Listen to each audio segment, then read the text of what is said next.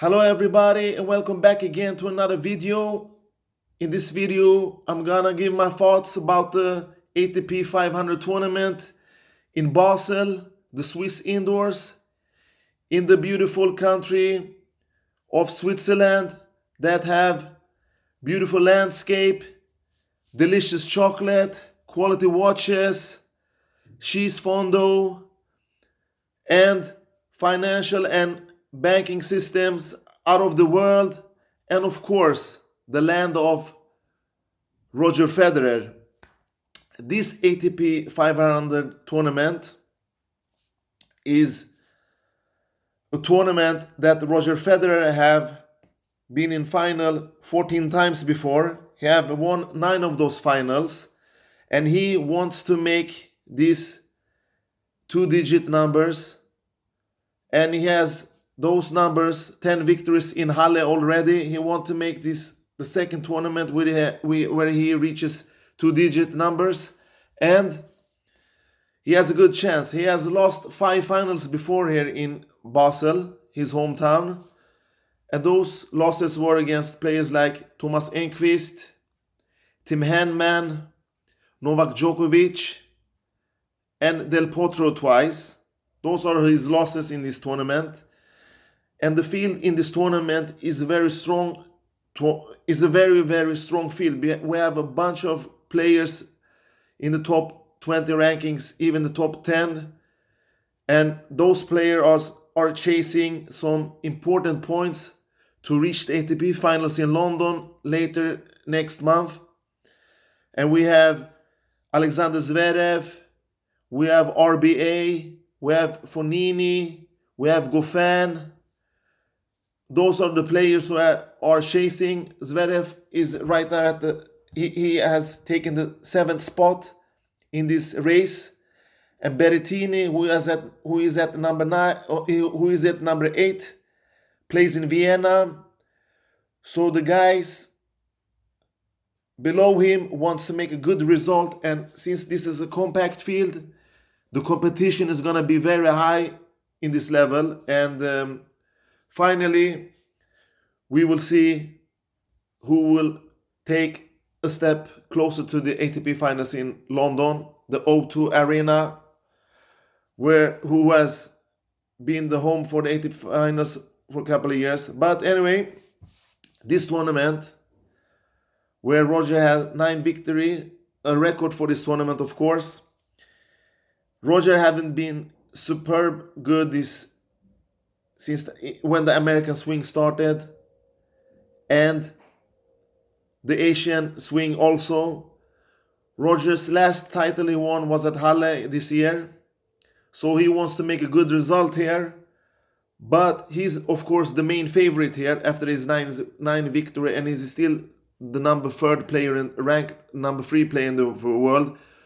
He's the favorite here, but not the overwhelming favorite in my eyes, because Roger can be beaten in this tournament. He hasn't impressed me since Wimbledon, to be honest. And this tournament is very important for Roger to win, because it's a tournament he doesn't want to lose. It's in his hometown. He can make it to 10 titles here, and he can collect another title in his trophy cabinet and make it 103 or 104. I forgot the numbers, because my head is mixed up with Roger, because I've seen him play good, bad this year, and the level he played this year is not as good as last year's in my opinion. He's starting to get down a little bit, but he's still good enough to compete, that's for sure. He's amongst the 5 top player this year, in my opinion. If you look at the ATP race to London, he holds quite a few thousand of points, and he's already there. But let's dig into the draw here. Roger is gonna meet the qualifier in the first round, and if there are any German or Polish Polish people out there, I'm gonna give him a pronunciation of this player, and you have to excuse me if I don't pronounce it right. I think it's Gojowczyk, Peter Gojowczyk, who Roger has beaten twice in his career in 2 meetings. He is the first stop in the first round for him. And in the second round, Roger Federer will meet one of Albot or Dusan Lajovic, in my opinion, guys that he has never lost to. He has beaten Lajovic twice at Wimbledon 2017 and 2018. That's their only meeting, and he beat Albot in a free-set match earlier this year when he beat him in Miami, where he won his first master title of this year and only for this year. So Roger has a tricky way to the final. In a potential quarterfinal, there can be a blockbuster meeting between Roger Federer and his fairly countrymate Stan Wawrinka, and he's up for 23-3 in head-to-head against Wawrinka, a guy that he should beat, but you never know. And in a semi-final, I think he will meet Stefanos Tsitsipas or Fabio Fognini. Those are the guys that he can meet in the semi-final, I think, because Fognini is a quality player when he wants to play, and Tsitsipas has taken some huge steps this year. He holds one title to his name.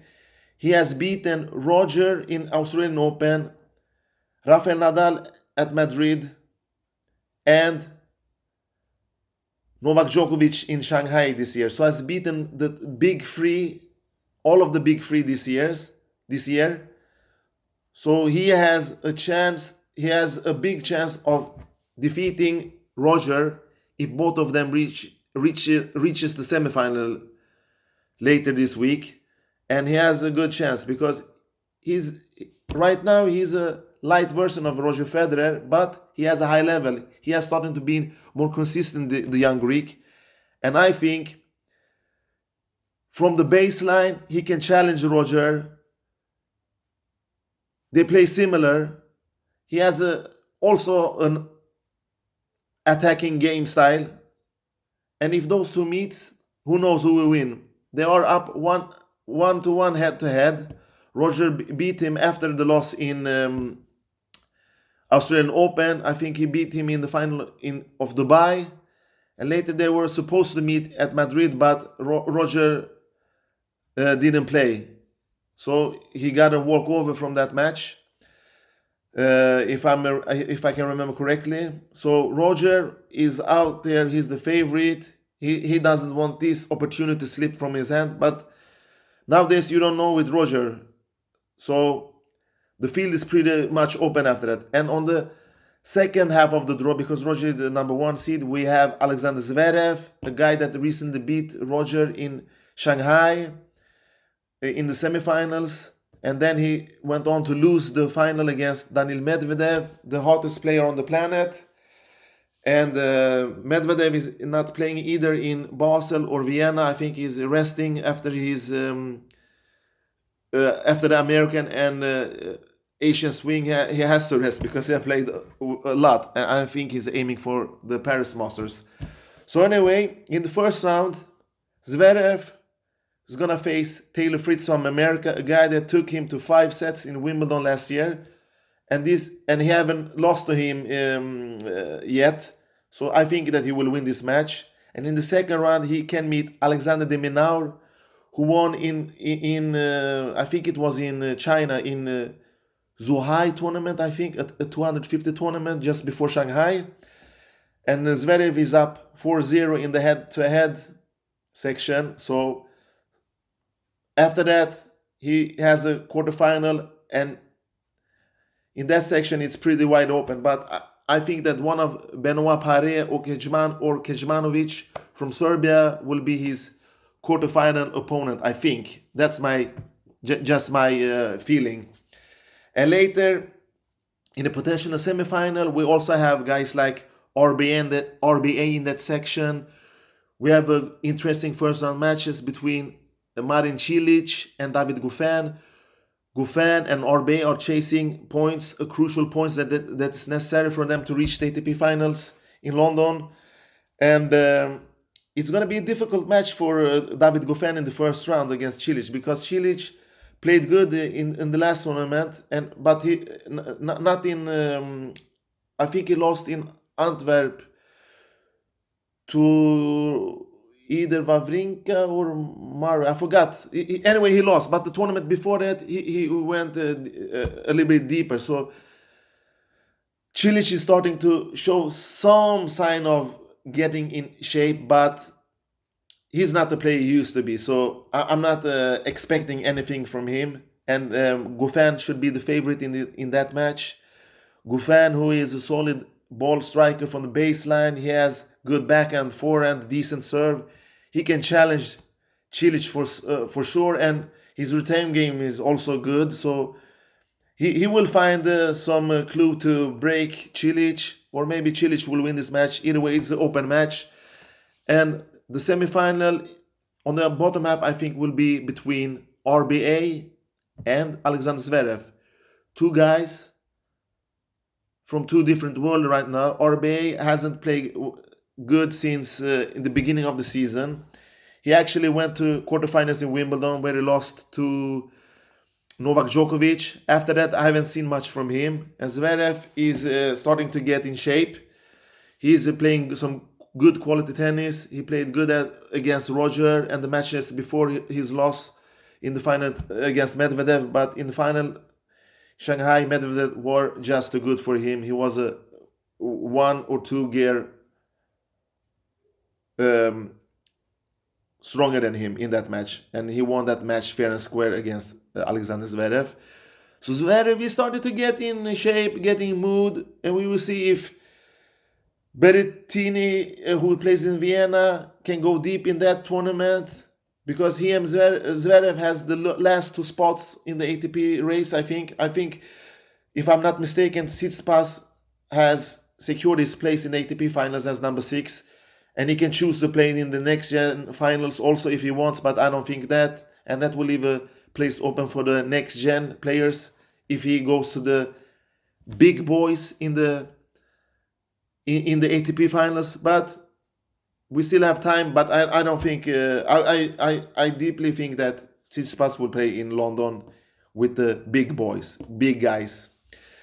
So he has improved the last tour tournament also, Stefano Tsitsipas, who can upset Roger. And